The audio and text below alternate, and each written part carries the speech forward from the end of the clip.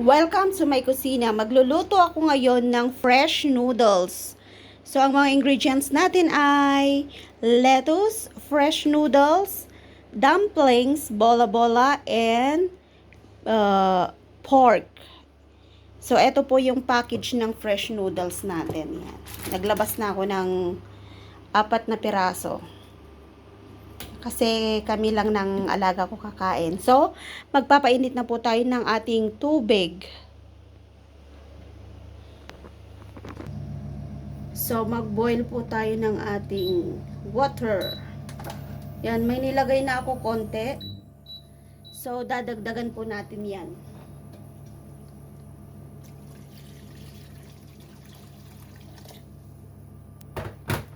And, takpan natin para madaling kumulo.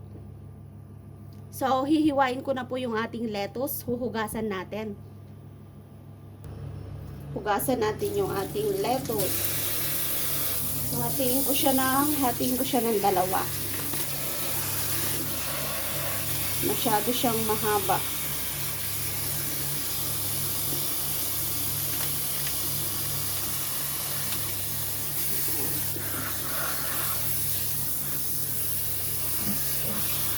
So, maghati tayo ng dalawa.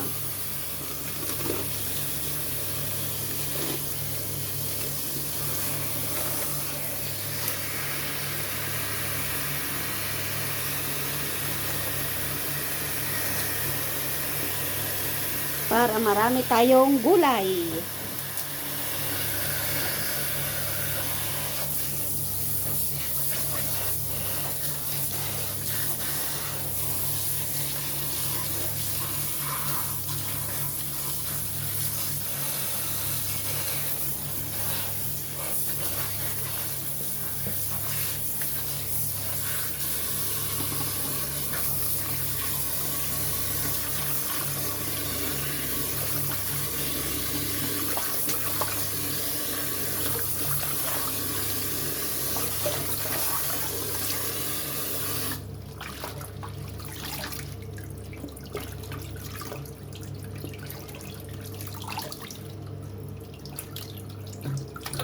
Yan, marami po to, kaya lang pag naluto ay magiging konti.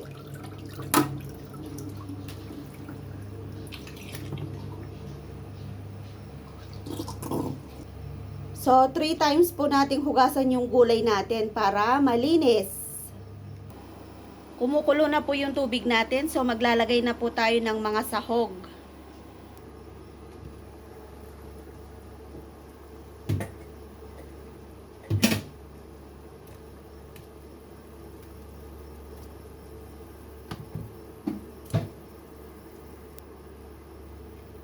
So, maglalagay ako ng 2, 4, 6. Yan, 8. Tama na yung 8. Kami lang naman yung kakain. So, tatakpan na naman natin ulit. Hintayin nating mag-boil. Kasi lalabas po yung kanyang lasa doon sa sabaw. So, etong beef po ay, o kaya pork. Di ko alam wala namang nakasulat doon. So, last na pong ilalagay natin to. Pag naluto na yung gulay at saka yung kanyang noodles. So, ito po yung last na ilalagay natin. Yung kanyang karne. So, yan, kumukulo na naman siya. Hintayin lang natin ng mga 5 minutes na kumulo. Tapos, ilalagay na natin yung ating ano muna, gulay or yung noodles. Ayan, pwede na siya siguro. So, ilagay na natin yung ating noodles. Naglalagay tayo ng 4. Ito yung tinatawag nilang fresh noodles.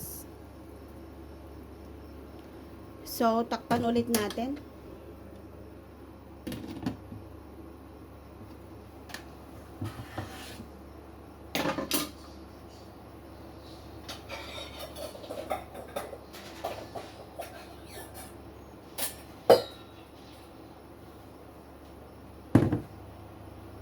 So, mag-prepare na po tayo ng ating lalagyan. Yan, isa, dalawa, tatlo. Tatlo, pero hindi pa kakain si amo. Yan, mahuhuli siya na darating. So, hintayin natin kumulo.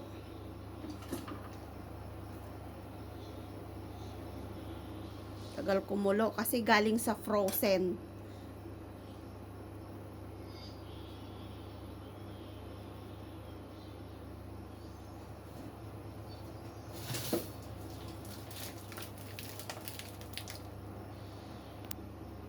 So, yan, buksan na natin, haluin natin.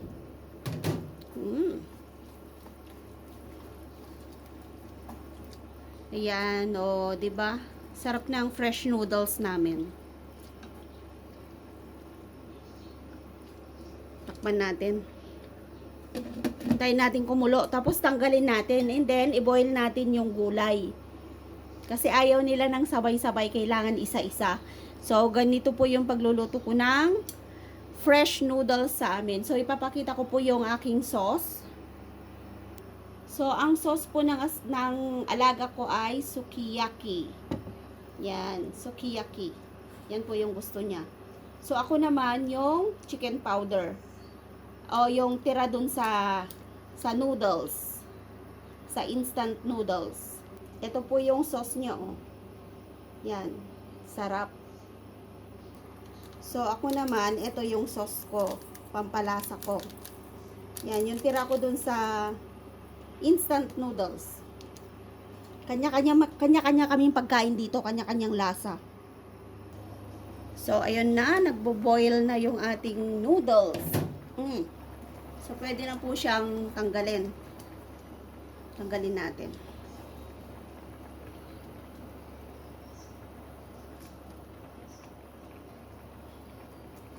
Yan, lagay natin sa kanyang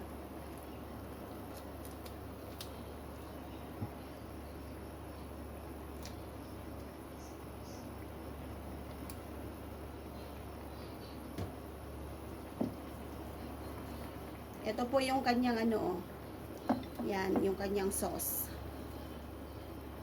Yan, yung sa kanya.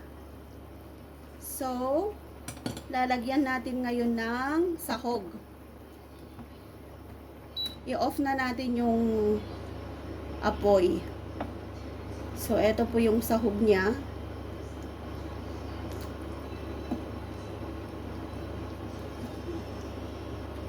And sabaw.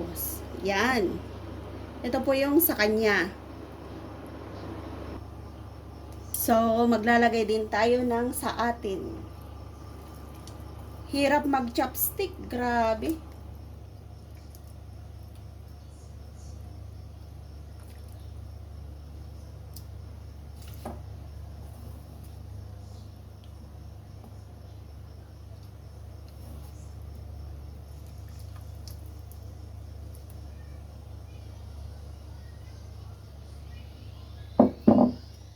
So, eto po yung sa akin. So, maglalagay tayo ng sahog. Kasi yung matitira kay among babae.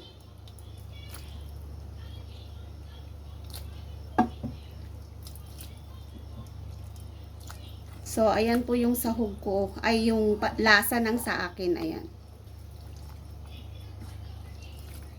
Manghang.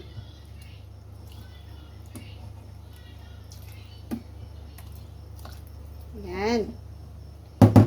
Tapos yung natira kay amo. So, eto po kay amo, i-separate muna natin kasi mamaya pa siya kakain, mga alas 9. So, magluluto po ako ng gulay. Yan. Separate natin yung kay amo.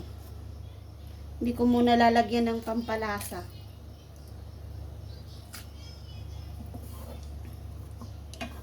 Hindi ko alam bakit ganito yung pagluluto nila dito ng noodles. Pa isa-isa. Hindi sabay-sabay.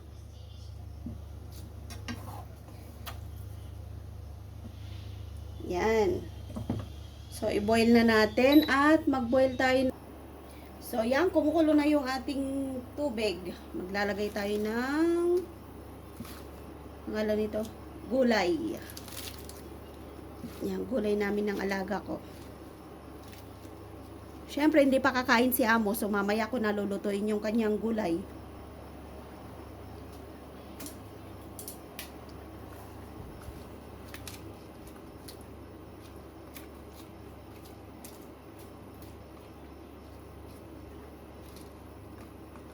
Konting ano lang, blanch lang siya. Para pag kinain mo, crispy. Gustong gusto ko yung gulay na to, yung lettuce na to. Kasi kahit hindi siya lutuin, pwede siyang kainin. Patok na patok tong gulay na to sa mga samyupsal, sa mga hot pot. So, ito po yung binibili ko, hinahalo ko sa gulay namin. Hinahalo ko sa gulay sa noodles.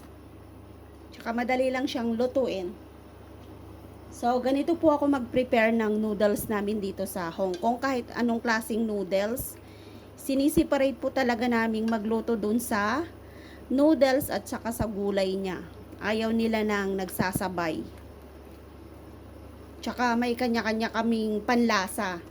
Hindi ilalagay lahat dito yung kanyang yung pampalasa mo. Hindi, ayaw nila yung nilalagay sa tubig, sa sabaw. Dapat ilalagay mo dun sa mangkok. So, matrabaho po yung pamamaraan nila ng pagluluto ng kanilang noodles.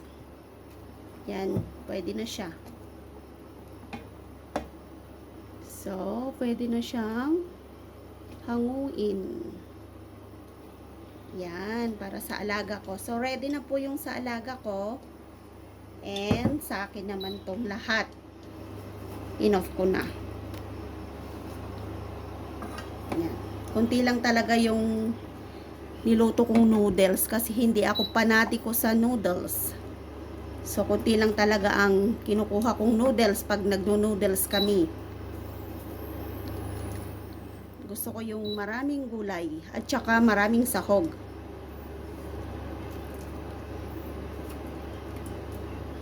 Yan. So, eto po yung noodles ko.